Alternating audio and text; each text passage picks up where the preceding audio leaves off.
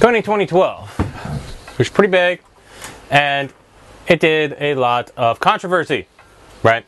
And just to show you how big it was, and this is a video sound, so I'm not going too far into it. Kony 2012 has, as of right now, 87.8 million views, which is a very large amount of views, as anybody should probably guess. Those amount of views are, well, they'd be very, very large even for network TV, about twice what they'd hope on a best day would hope for. So it's pretty much safe bet that most people have seen it, that are going to see it. It's a large portion of your viewer populace.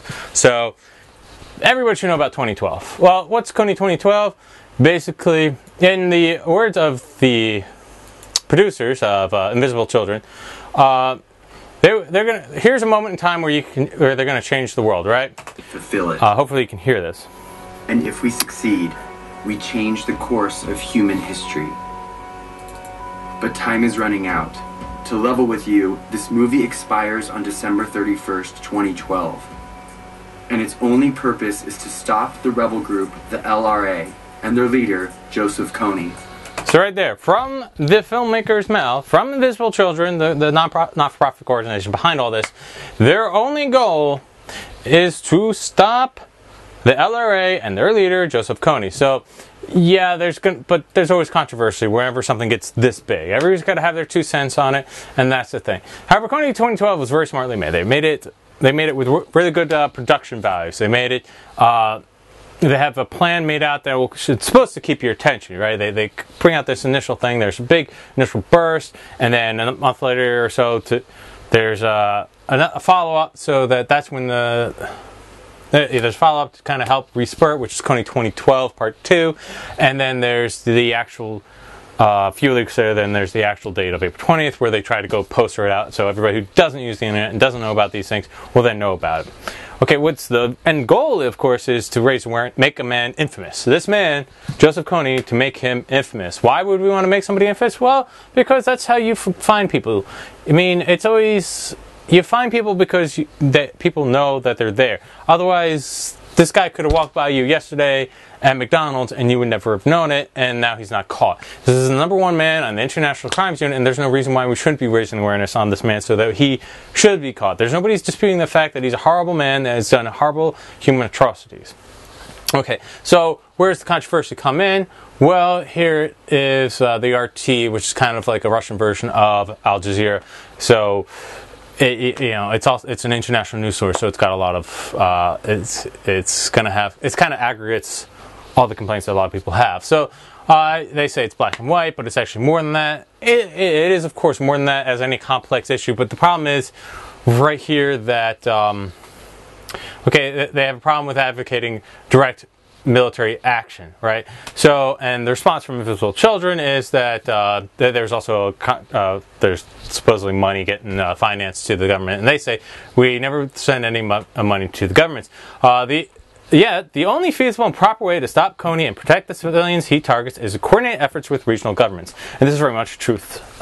You can't advocate change on the kind of scale that a man who has a couple hundred people, about 256, I think was the last number I saw. You can't just do that with a local village. A local village doesn't have that much power. You have to do that. You have to have city-sized amount of mass mobs. Several thousand people to stop them by themselves. Even then, several thousand isn't going to stop people with that much guns. You're going to need even more than that, and they have to be righteously angry. They have to believe in it, and they may be angry, but they're also scared. So you're not going to stop it with just people. So the only option is military force. So why there's a problem with that, me personally, I don't understand that. And then they're saying these finances are kind of like misappropriated because basically a large chunk of the finances of the not-for-profit basically went to this movie. And so where's the problem with that is that people think that, well, it's just a movie, it's not going to do anything.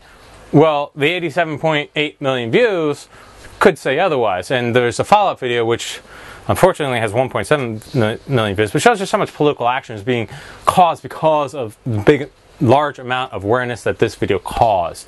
So, as anybody who's kind of studied financial aid to Africa, it doesn't really work. Just throwing money doesn't work in Africa. Africa's got plenty of resources in general, so they don't need money. What they need is It's basically the old adage: give a man a fish, you feed him for a day. Teach a man to fish, then you feed him for a lifetime. And that's pretty much where we're going with this.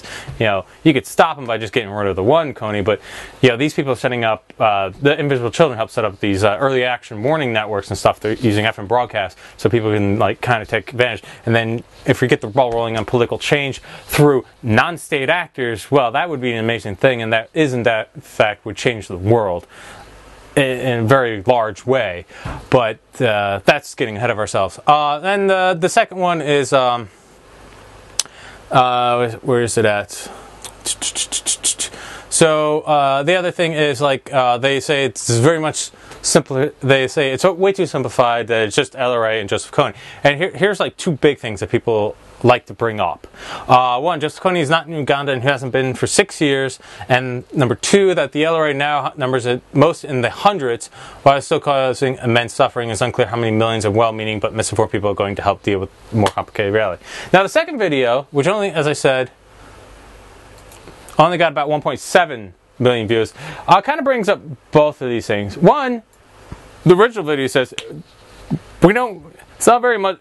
When the original video was made, he was in Uganda, and even then, this video kind of brings up that now he's working in several areas. So this is Kony part 2, right? And the thing is, and here's a great thing from this guy talking about awareness from the former president Kony of Uganda. And shakes you until you're forced to pay attention. That's the essence of awareness. People are now paying attention. Right, so he's saying, he grabs you by the gut, shakes you to pay the attention to these issues, because you weren't paying attention before, and that's what this awareness is. This is what happened with this video. So this is wonderful things, and apparently I crashed. So the problem is then what goes on beyond that. So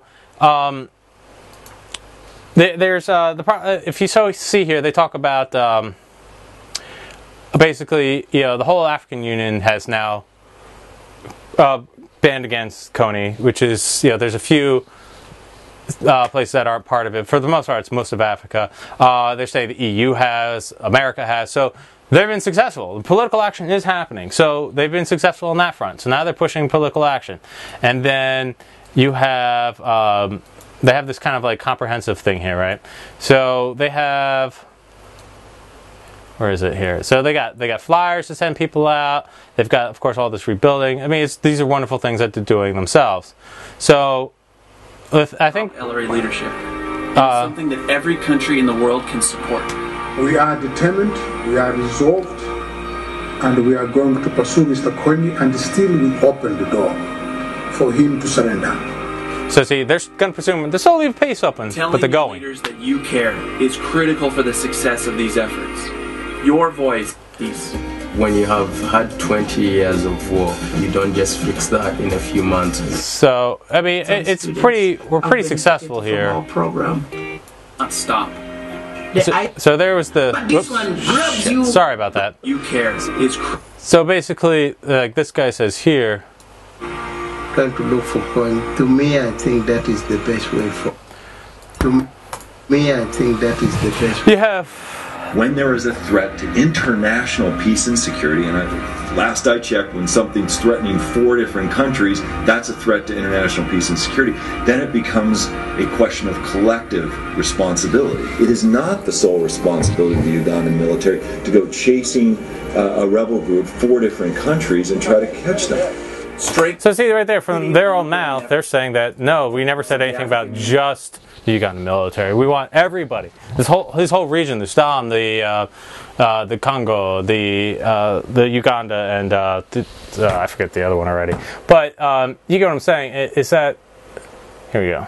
So this whole area, and that's the thing. It's you can't just go for just these specific issues. You can't nitpick something that's this groundbreaking and this changing, because basically the idea is we're witnessing history. Can non-state actors, can the populace of a global environment, because this is what the internet is, change global change global motives behind the politicians? Can it influence global policy instead of affecting local levels like city or regional levels? Even we're talking about an entire global shift of who influences what. And I think that is even more important than, I mean, as horrible as Kony himself is, and it does atrocious things, and they're saying it's something like nearly 500,000 is his little army does displaces and hurts and stuff, and I'm sure someone will find problems with those numbers as well. But the thing is, here is people from an international community influencing more than one, even just more than one government is amazing. We're not influencing just America, we're influencing the EU, we're influencing the African Union. That's half the world right there that we're influencing, and a large portion of the people that are directly involved. I mean, I can't really speak more to what this is basically doing. And I think that really sums it all up. You can nitpick it to the day it comes home. You can nitpick the motives behind it and whatever. I really think if you just take it at face value, he wants to stop Kony, but at the same time, possibly this is changing. This is a new paradigm shift in the way the world works. It's also very much a new history.